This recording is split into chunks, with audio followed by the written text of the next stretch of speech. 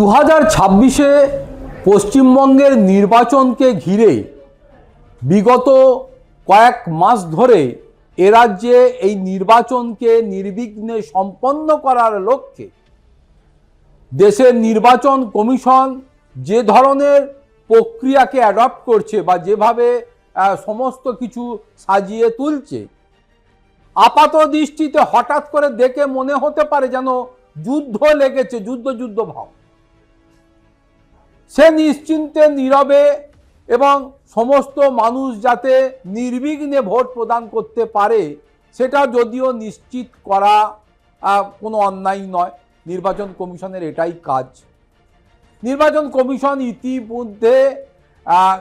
এই নির্বাচনকে নির্বিঘ্নে সম্পন্ন করার লক্ষ্যে একাধিক নিয়ম শৃঙ্খলা অ্যাডপ্ট করেছে। সম্প্রতি এই খবরও উঠে এসেছে যে যেহেতু প্রথম দফার ভোট আগামী 23 তারিখ, তাই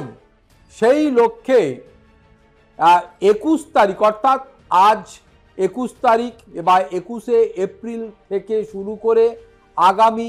23 তারিখ রাত পর্যন্ত দীঘা, মন্দারমণি থেকে শুরু করে যে সমস্ত কোস্টাল এরিয়াতে ট্যুরিস্ট স্পট রয়েছে এবং প্রচুর হোটেল রয়েছে, রিসোর্ট রয়েছে,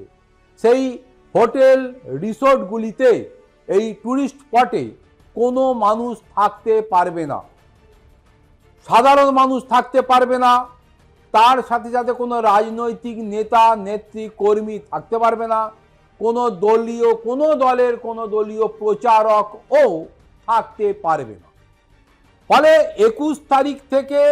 আগামী 23 তারিখ পর্যন্ত এই সমস্ত ট্যুরিস্ট স্পটে যত হোটেল মোটেল রিসোর্টগুলো রয়েছে সেগুলো বন্ধ রাখার জন্যে নির্দেশিকা জারি করা হয়েছে এবং সেটাও এই নির্বাচন কমিশনের পক্ষ থেকে। এবং এই নির্দেশকে কার্যকর করার লক্ষ্যে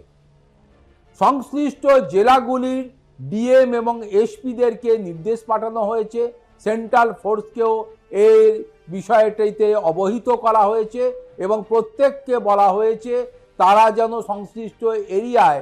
নিশ্চিত করে যে কোনো হোটেলে কোনো রকমের কোনো ট্যুরিস্ট বা কোনো রাজনৈতিক নেতা নেত্রীরা থাকবে না। শুধু তাই নয়, ইতিমধ্যে খবরও উঠে এসছে কোস্টাল এরিয়াগুলিতে সংশ্লিষ্ট এলাকার পুলিশের পক্ষ থেকে মাইকিং করা হচ্ছে যাতে কেউ লুকিয়ে চুরিয়েও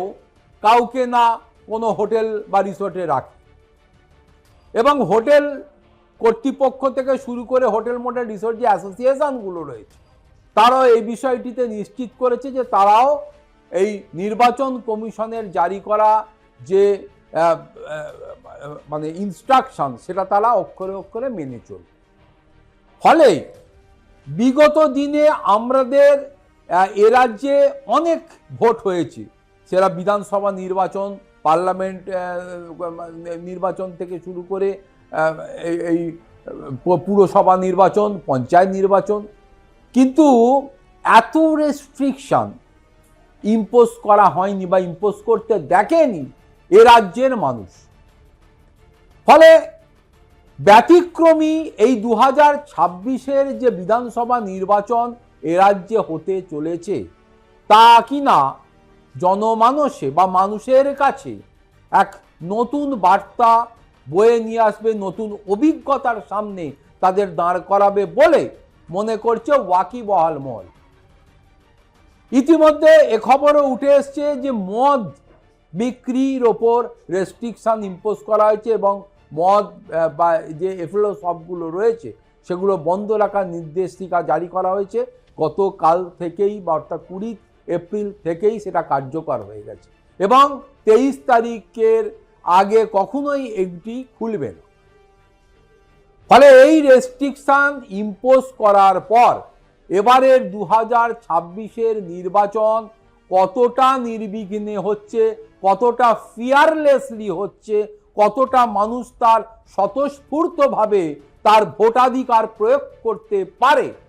সেই দিকেই চেয়ে রয়েছে শুধুমাত্র এ রাজ্যের মানুষ নয়, সারা দেশের মানুষ।